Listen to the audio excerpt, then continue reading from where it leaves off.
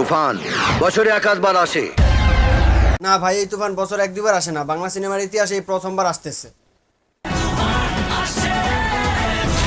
হ্যাঁ ভাই, আপনিও বলতে পারেন বাংলার অ্যানিমেল বা কেজিএফ প্রো ভার্সন।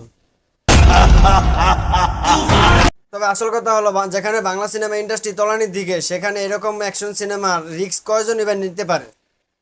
যেরকম বিজিএম, অ্যাকশন, ডায়লগ আর সাকিবের লুকটাও ছিল অসাম, জাস্ট অসাম, যা বাংলা সিনেমা ইন্ডাস্ট্রিতে প্রথম।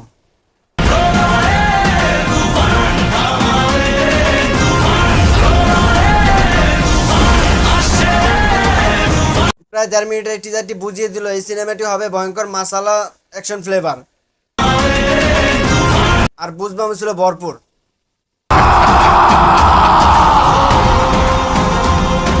ভাই বিশ্বাস করেন, এই টিজারটা দেখে একবারের মতো মনে হয়নি যে এটা আমাদের বাংলা সিনেমার কোনো টিজার।